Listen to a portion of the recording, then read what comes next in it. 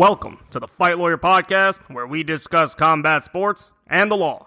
Our guest today is UFC welterweight Mike Jackson. Mike, thanks so much for taking the time to do this. No problem, man.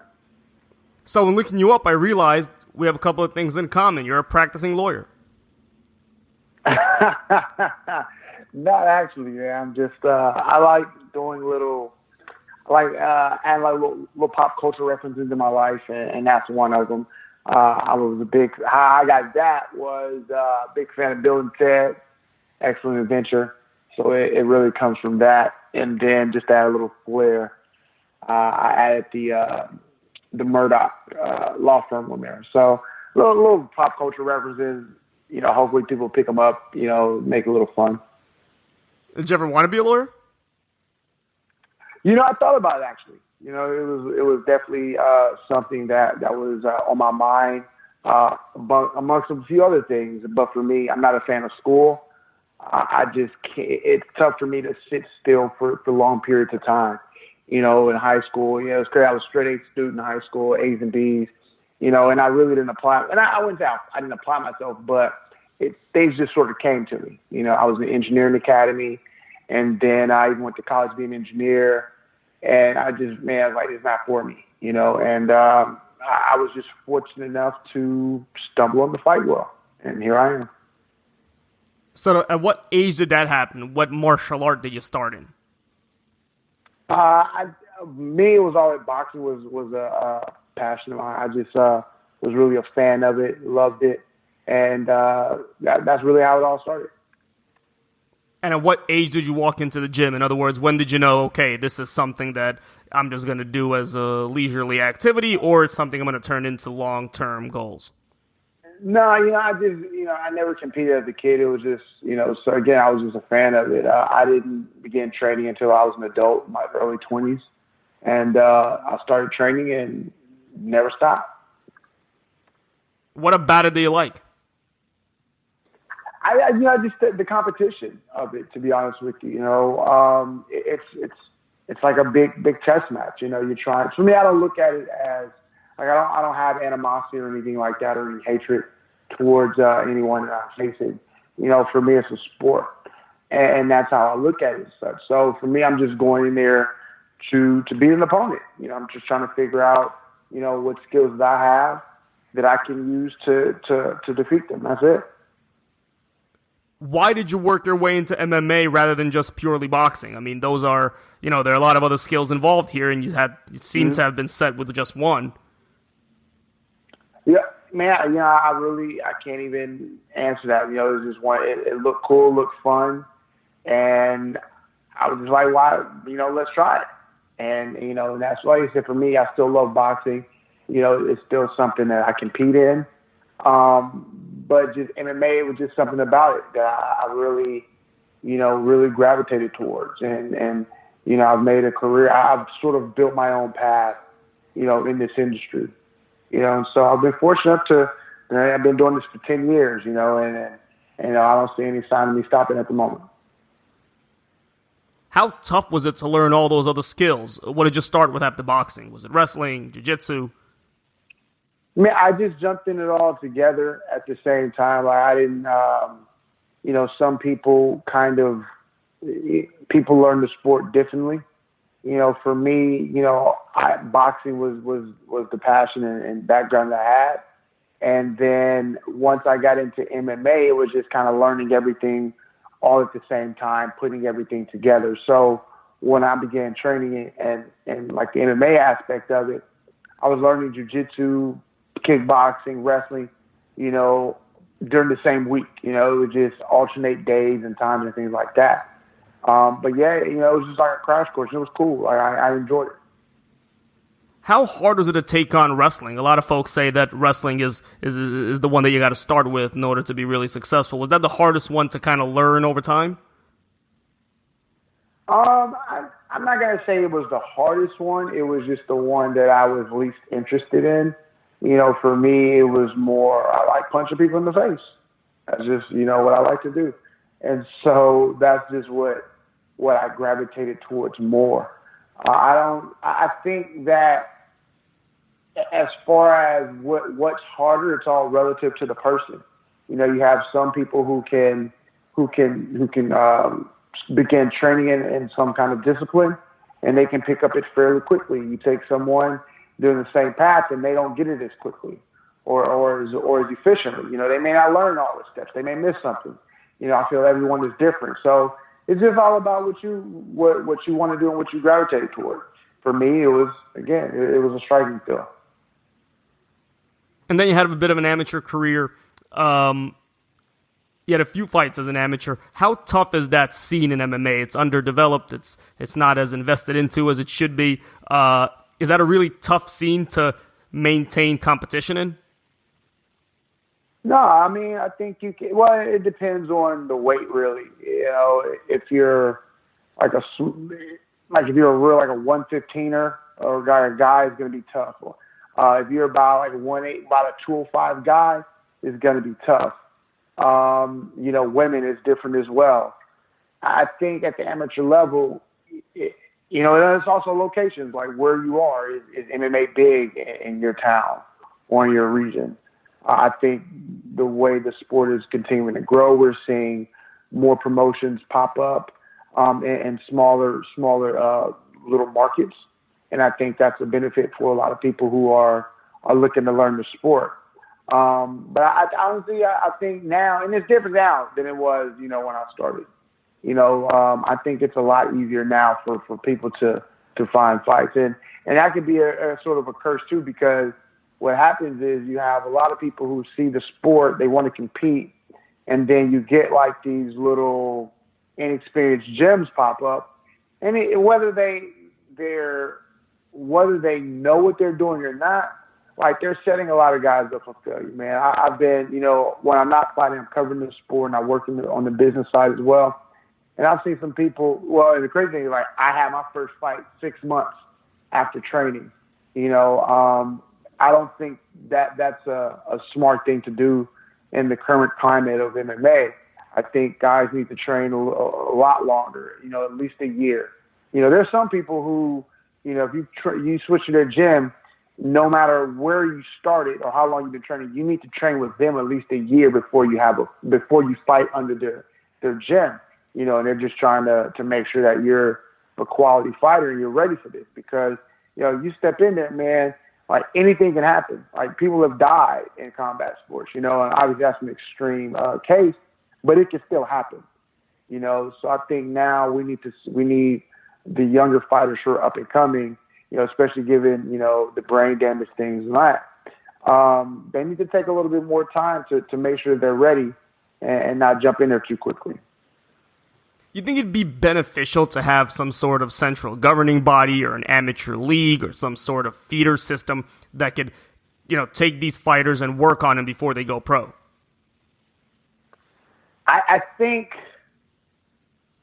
feel that there should be, as far as on the all of MMA, it would be cool to have like a governing body. Like, see, it's difficult because of the way the sport is set up. This is not a traditional sport like a basketball or baseball or anything like that.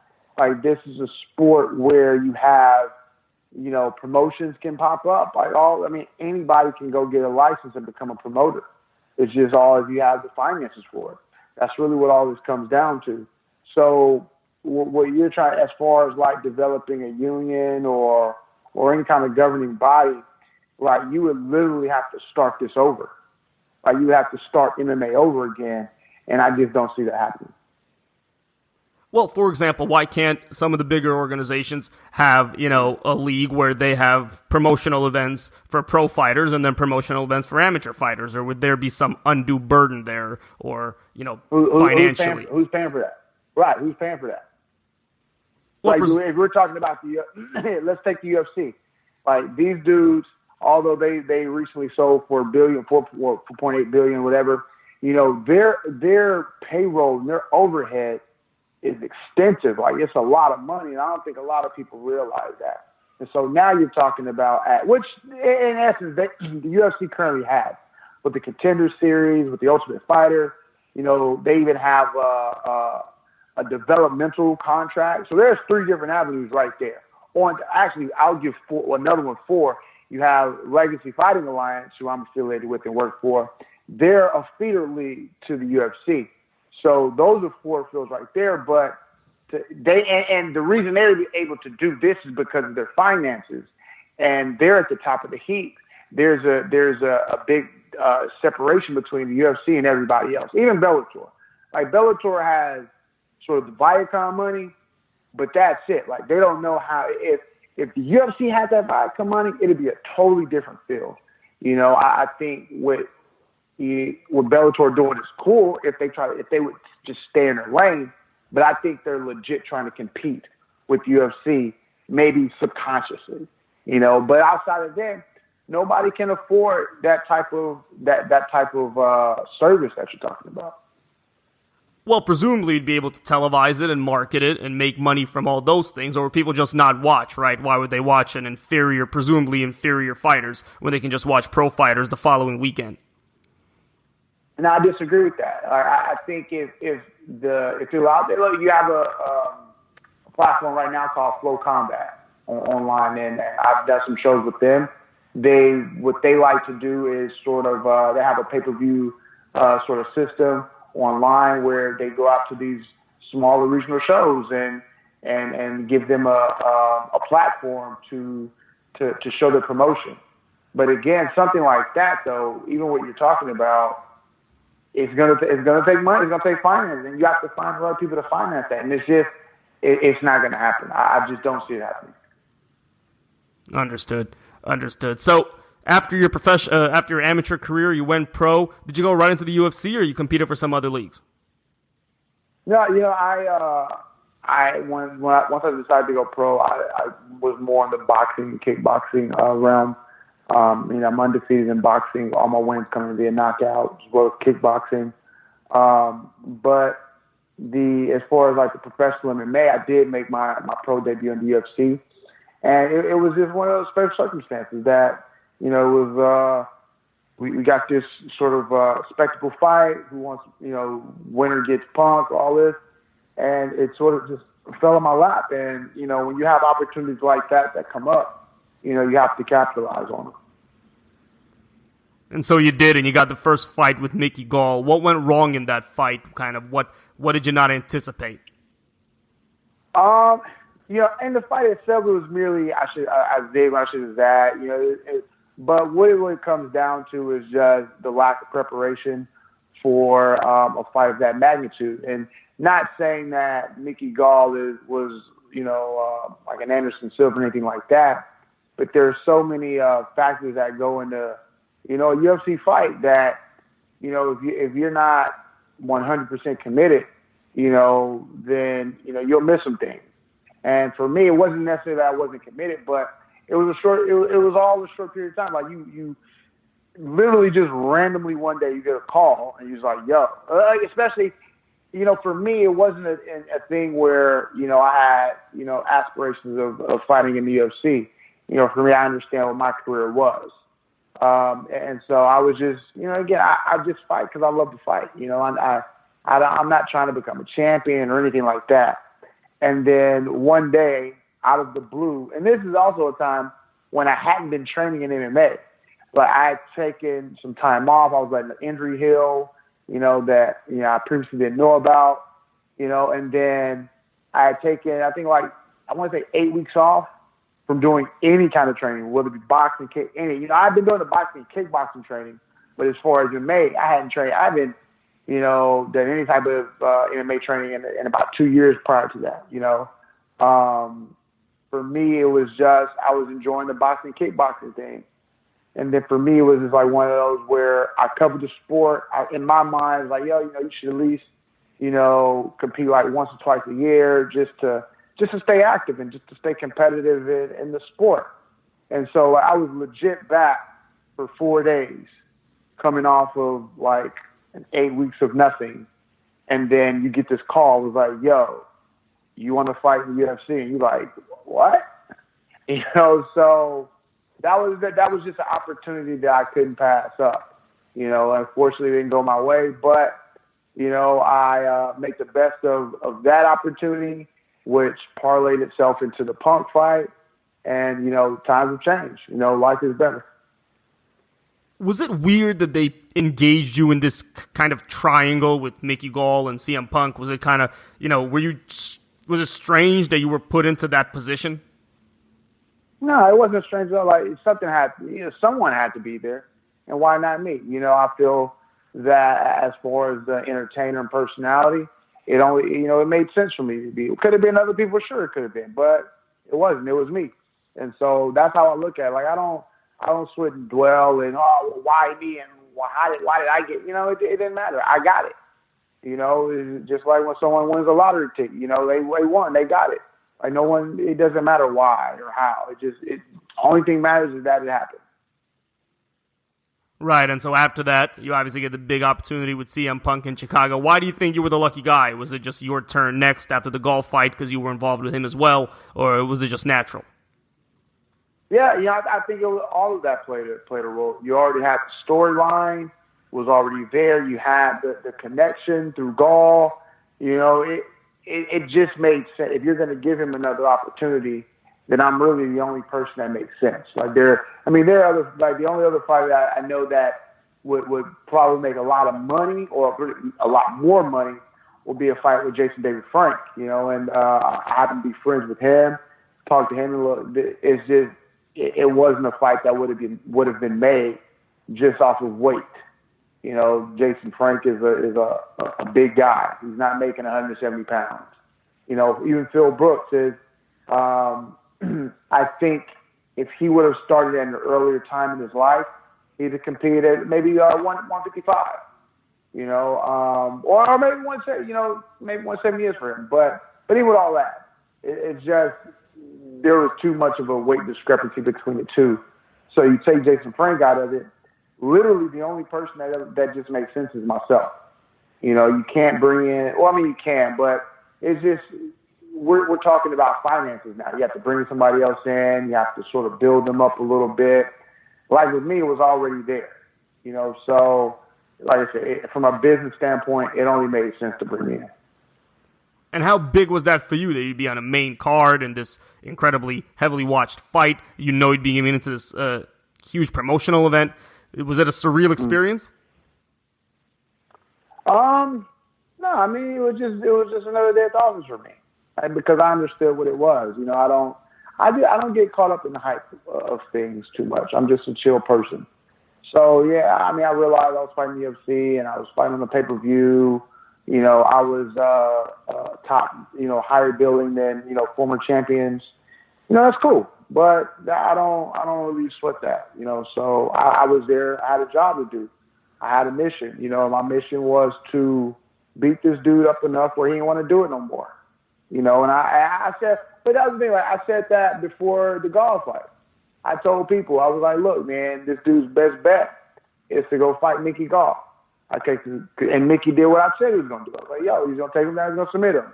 I said, I'm not going in there to do that. I'm going in there to beat this dude up because even like in the beginning when like it was announced that he was coming in, like people were upset. Oh my God, I can't believe like this guy is here and he only used his name. I was like, all right, well then I'm going to show him that he's not cut out for this. I'm going to send him back to wrestling. So that was my objective from the beginning, and I accomplished that. So I feel that it was 100% victory on my part. I set a goal, and I accomplished it. And you were clearly winning the fight throughout. Were you just not able to finish? Was there no opportunity? Did you just want more time on the pay-per-view? What was it that kind of didn't allow you to finish the fight earlier? Because it looked, and I'm an outsider, who knows? The reason I finished that because I chose not to finish the fight. Like, I carried the guy, for me. And that's the thing. I don't think people, and I'm just a different kind of guy. Like, I don't. So the way I looked at it, when you're in there, and that's the other thing. A lot of people with the criticism have never stepped foot in the cage. Like, they don't have this sort of fighter's mentality. I have a fighter's mentality, but I'm also compassionate. Like when I'm training and I'm in, when I'm sparring and moving around, I know I'm moving with a guy who has been training like a year or even less. He's a new guy in class. Like, I can spar with anybody. I can spar with the best guys in the gym, and I can spar with the dude it's his first day in the gym and not hurt that guy. And because I know how to carry, I know how to move around and let these people work. And so when I was in there with Phil, I felt like I was fighting one of these guys that was like, they've been training like less than a year, as far as the striking aspect goes. I mean, that's really all we saw. He shot for the takedowns. And I told people, I was like, man, I've been doing this a lot longer. I was like, I was able to stuff the shots. He got me down. I don't even remember how I forgot. Maybe I threw a punch or something. He got me down, and I got back up. So I told people prior to the fight that there were levels to this, and people thought I was just like trash talking or being cocky and arrogant. And I was like, no, this is the reality of it. Just like if it's hot outside and you pull out a thermostat and it says it's 100 degrees outside. Like it says it's 100 degrees, so it's hot. And people was like, nah, you just talking. It's okay. So I go out there and I remember the first few times I punched him in the face and, the way his eyes lit up. And it's one thing to know, like, what to expect before. Like when I went in there, I expected what happened. I expected that to happen. But to be honest with you, the fight was a lot easier than I expected. He didn't progress as much as I thought he would have. And while I'm in there, I just realized that he didn't belong. Like he didn't, I really could have hurt the guy, and I know it's a fight. I had some people, stupid trolls, and they're like, yo, if you didn't have the mentality to go out there and like kill this dude, like you shouldn't be fighting. And I was like, yo, I didn't think that was the purpose of fighting, is to go out there and kill a dude. In my mentality, the purpose of fighting is to get the better of your opponent. And I didn't have to, knowing what was at stake in the fight, really it was just like no titles was on the line, no moving up the ranking was on the line. It was just a guy he wanted to cross something off of his bucket list in life. And then me, I just was in the right place at the right time, And so in my mind, I didn't have to knock this dude out. I didn't have to leave him face down on the canvas, in front of his fans and friends. His lady was there watching, people watching at home, because being involved in sports so much, I've seen countless times of people getting like just viciously knocked out.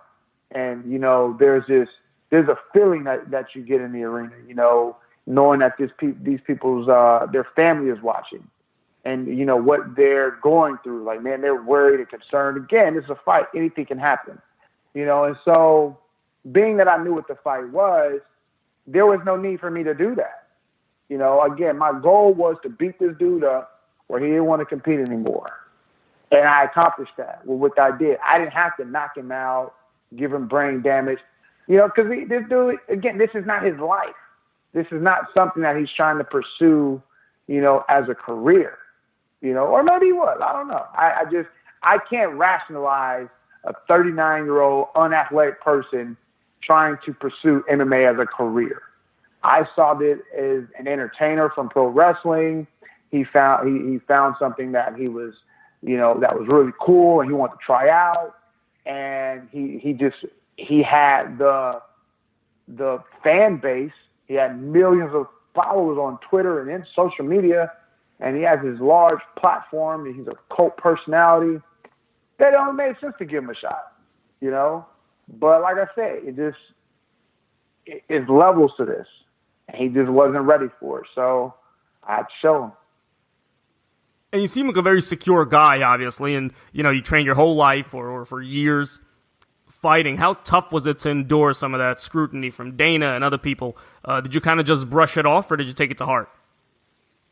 No, I brushed it off. For me, I think the issue, the original issue for me, I did take it kind of personal because I was still in the moment. But when all this happened, the fight was over. I got a little criticism, like I was after the fight, I'm out in the back and I'm trying to, eat or whatever and watch the other fights. And I was really on Twitter. I was engaging with, my fans and, even the haters out there doing their thing. But that's me. I enjoy those types of interactions from time to time.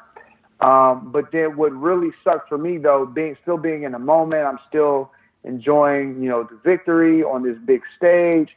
And I like to eat. So, my first thing after the fight was go get some Chicago deep dish.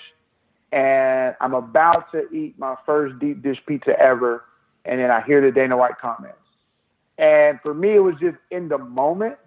I was like, damn, like this dude really, because you have someone of that magnitude who can instantly, because of who he is in the industry, he can sort of instantly change the tide either way of something, and that's what he did for me. He changed the tide in a negative direction. So like I said, in the moment it sucked, but once I was able to sort of digest it a little better and a little time had passed by, like a day or so, I was cool. Like I get it, it's entertainment, man. And then hearing what he said about Phil after, he was like, "Y'all, you got to respect him for being in there." And I was like, "Wow, dog, you just shot all on me, for going out there and beating this dude's ass, but you give this dude praises for surviving." I was like, "It takes two people to fight." I didn't, that fight wasn't just me. It was two people in there, and if you don't criticize me, you need to criticize him too. But he did the exact opposite. So when all that happened, and just given the current times of our society at the moment, you guys, man, people just make up their own narratives, and I looked at it as such, and then given the understanding that you knew why he was, once it was one of those things like I knew why he was there, but I lost sight of that. And then following everything, I came back to it like, look, this is a money grab. And Dana's upset that he can't grab anymore. He can't go to that well anymore. I shut that shit down. And so you have someone like him who's very emotional and in their feelings, and they're going to talk crazy. That's just what he does. We've heard all this crazy shit that he said over the years. So like I said, once I was able to sort of take a step back, collect myself, and logically look at everything, I was like, it is what it is. I'm not tripping. And what's the status of your contact now? Are you in touch with them? Do you expect you'll fight again? If not, are you I do expect, yeah. No, I expect to fight again. I'm still under contract. The fight that I want, I know there's been a slew of people who want to fight me. The people who are calling me, I don't think it necessarily makes sense for me for those fights. I even had amateur fighters like, "Yo, I want to make my pro debut against you." I was like, "Yo, who are you? Like, you're nobody." And I don't mean that as a disrespect, but like these are literally nobodies to me. Like these are like you had I had some Canadian dude. He was all pissed off. He's like, "You need to fight me." I was like, "Well, I can't fight you. I'm in the UFC. You're not." "Well, you can. I got a promotion out here." And like he had the promotion reach out to me. I was like, I don't know why this dude like reached out to you and had you contact me. Like I'm still under contract, and I told him this. And like I just these people are just so they're delusional, is what it is. And I don't live in a delusional world. I live in reality. So that's them doing their thing. But the fight that makes sense is Arthur. You have a guy who stylistically will be a fun fight to watch. You got two dudes who just got, I'm a striker, he's a brawler, it would be a fun fight. We both fought at 55 before. And this guy, we already know why he's in the UFC. He's in the UFC, because of Conor McGregor. That's his guy.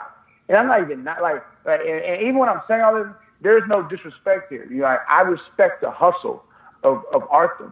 Like he's in this position where he's good friends with Conor McGregor. I would do the same thing. Like any fighter who says that if they were in Arthur's position and wouldn't capitalize on it is lying to you. I guarantee you they are. Anybody in Arthur's position, and you're a dude who's, I think, like 2-4 in the UFC. He's lost like 3 in a row, 4, whatever he's lost in a row. He's still there. He's still there, but he's there because of Conor. This dude was just part of this brawl. Conor gets a slap on him. He'll be back soon. So Arthur's going to be back soon. So let's make this fight. Dana already hyped it up. Dana was like, "Yo, if I make this fight, Arthur would kill Mike Jackson." Okay, well, let's see. Now we have a way to sell the fight. You said this dude was gonna kill me, so let's see if it really happened. They'll sell a bunch of pay-per-views. Or a bunch of fight passes, wherever you want to. For me, I don't even care where the fight goes, If it goes there, that's cool. I don't care. It'll sell a bunch of fight passes. That's probably where it'll land. But, new subscriptions. And so what does the future look like? I know you're podcasting now. How long do you plan on fighting before you transition somewhere else, and where do you want to transition? I don't know. For me, I'm still young as far as in fight years, and I know 33 is prime for some people. I have a guy, man. This guy, he's 33, 34, but he's been fighting 14 years, and he's been in wars. All his wins have come to all his fights have come to a finish. All his wins, and this dude has 20, 30 some fights. So someone like that, they're until their career at 33, 34, because they have the mileage on it from fighting. I don't have that mileage, so I'm gonna do it until I don't have the passion to do it anymore. For me, it was sort of a lifestyle change. Preparing for that fight, I spent 6 weeks.